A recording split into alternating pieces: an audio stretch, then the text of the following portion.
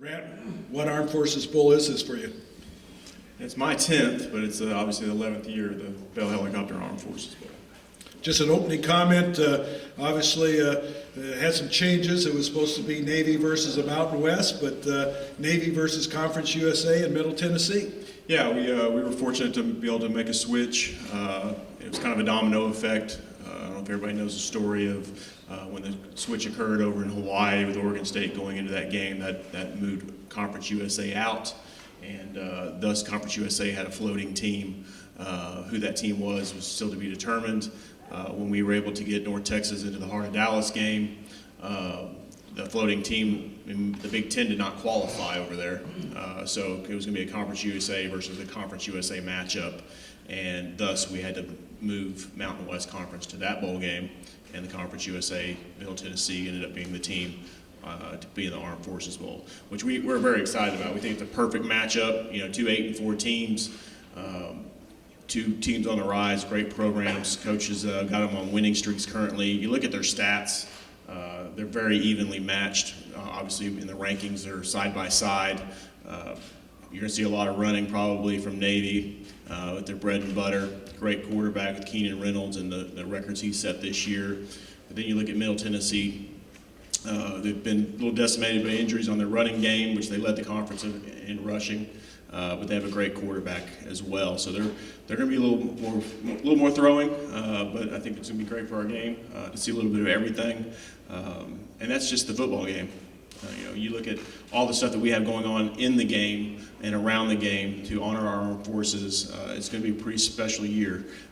We have $100,000 check presentation, a $300,000 check presentation. We got a home giveaway. We've got a Great American Patriot Award recipient, Admiral McRaven, and that's just the tip of the iceberg. You'll see all this on Monday as it plays out, but we're very excited for everything that's going to be around this game. For the fans that are going to be in the stands, we already know that over half the stadium would be active duty and veteran members. Through our corporate partner program, we have had over the biggest response ever from active duty and veterans to obtain tickets. We have over 13,000 tickets just for veterans and active duty members to be at our game. So we're excited about that as well, and we expect a great game. Brent, talking about, I guess this is a trifecta for you. Now you've had all 3 service academies play in a bowl game, probably the only bowl that's ever had all 3 service academies. So take special honor with that, right? Yeah, we are the first bowl ever to have all 3 academies play in a bowl game, the same bowl. I think you and Dominic did a lot of research on trying to find out if any other bowl has ever done that. I think what's even more special about it, we've only been in the Armed Forces Bowl for 8 years, and we've already had the opportunity to have all 3 academies playing our game. So it's a special moment for us, and we look forward to, like I said, a great game. So Army's scheduled next year for bowl eligible. Navy will be coming back, and Air Force might be in there with the Mountain West. Yeah, the next 6 years we've the schedule is pretty special the way we've set it up. Next year we have Army versus the American Athletic Conference. The following year we have the Mountain West Conference versus the Big Ten. That gives us access to Air Force possibly. And then the following year we already have agreement in place with Navy to come back here. And then the cycle continues the next 3 years with those academies as well. So obviously it's a good fit for our theming with what we do. And we've been very fortunate, 6 of the last 7 games we've had an academy team in our game. Obviously, you're playing double duty this year. You're probably one of the few bowl directors that has 2 football games, especially within a 2-day period. Yeah, that's double duty for sure. There's no way this could be done completely by me. My entire staff has been phenomenal, taking on the added responsibility. We're excited about the opportunity over in Dallas as well, with North Texas and UNLV playing in the historic Cotton Bowl Stadium. It's just a great. Our staff, I got to really commend them. They've been phenomenal to work with, and they've taken on, like I said, they've taken on this responsibility to put on 2 great bowl games for 4 deserving teams. With ESPN now, how many bowls do they have now that they manage? Is it 9? It's 9. How does that figure in with everything that's going to be done in the future with the new playoff format coming up in the coming years? Well, as most of you probably know, the bowl system's continues to grow. There'll probably be 39 bowls next year. There are, 6, 7 teams left out this year. There's still a demand. There's still programming for television. The conferences that are in the new bowl games next year, the Mid-American Conference, CUSA, Sun Belt, they all still have the needs to fulfill, and no one wants to be left out. I mean, what's ask Middle Tennessee State last year when they went 8-4 record and get left out and snubbed? That's not a good feeling, and those players deserve to go somewhere. Any other thoughts about Dallas next year being the bowl headquarters of the world, or with 4 bowls being here? Or, well, 3 bowls in a playoff game. Well, in the North Texas, I would say is the bowl headquarters of the world, not specifically Dallas. Fort Worth is been our tried and true here, so we'll continue to have a big bowl game here. Okay. Any questions for Brant in reference to the Bell Helicopter Armed Forces Bowl? Pretty easy. And all that stuff. Again, any more questions? Well, right now we have a special honor. A couple of years ago, we initiated with the Football Writers Association of America the Armed Forces Merit Award. And last year the winner was Nate Boyer, a long snapper from the University of Texas. And obviously Nate couldn't come up here. We had to go down to Austin last year to present the award. But this year our winner is from North Texas, Brandon McCoy. Brandon, if you can come up. And Brandon is the second recipient. We had 9 nominees this year. We also had Stephen Rhodes from Middle Tennessee, who was nominated for the award. He's just a freshman, and I think obviously a lot of folks know his story coming through the NCAA system and so forth. So, Brant, maybe a few words about the Armed Forces Merit Award and our honoree this year, Brandon McCoy from North Texas. Well, if you guys have read the story on this gentleman, it's quite phenomenal where he's come from. You look at his history and everything that he's gone through to get where he is today.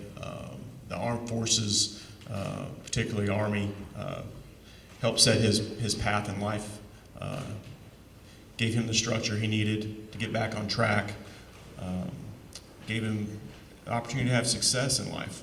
And when he came back from the Army, he was able to join North Texas, be a great part of the football team there and their success that they're having.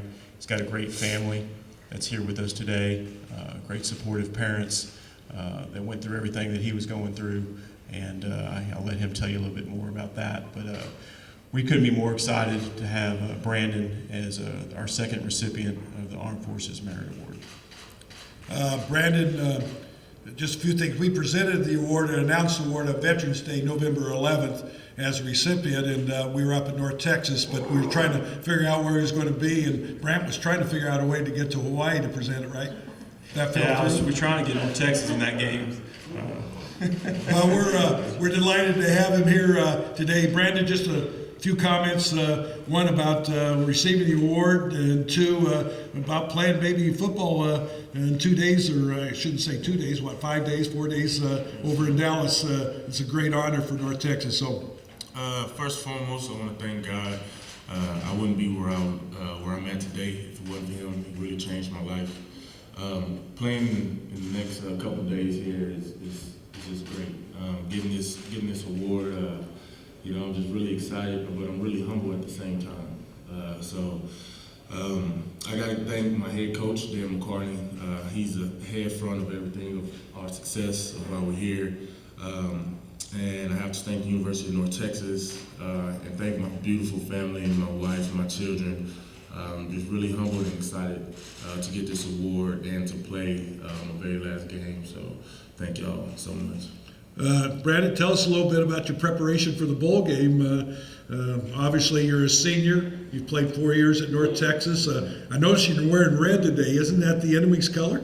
I'm still in my Christmas spirit. Okay.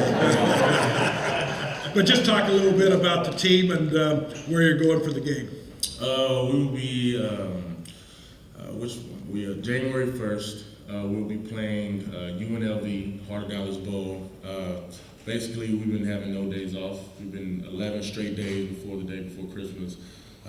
We've just been preparation really, really hard. Just every day, not missing a beat. This is a really important game for North Texas. We haven't been in a bowl in like 10 years. Dan McCartney's just turned the program around, and he just have all the guys excited and really motivated to win this game on first. What about playing in your home backyard? I know you have a sister that goes to TCU. She's a golfer. I hear you're a better golfer, though? She'll give me pretty good. And all that stuff. She shooting like in the 70s. So. How special is it to be playing here during the holidays in North Texas? A lot of folks coming from Denton. Man, this is we really wanted to go to that Hawaii Bowl because it's Hawaii. But all the seniors, most of our seniors, is from the DFW complex. So we really, even though Hawaii sounds great, we want to have our last game where all our fans, where all our family could come and support us. We have tons of fans that are coming, and for it to be my senior year, right here, I mean, it's literally 30 minutes from where I grew up. So all of my family's gonna be there. We couldn't ask for nothing better. We want to be in the heart of Dallas Bowl. 28 years old. Where do you go from here? Have you graduated yet, or are you close to getting graduated? I graduated last May. I'm in grad school right now. I graduated last May with my degree in kinesiology and criminal justice. After the first, it's just preparation for the next level. Really give it a hard go to get to the NFL. Really looking forward to that training after the first. So if that doesn't work out, then got to go and get the 9 to 5 and take care of the family. Okay. Do we have any questions for Brandon McCoy from North Texas? If not, we'll get up here, get to Ward.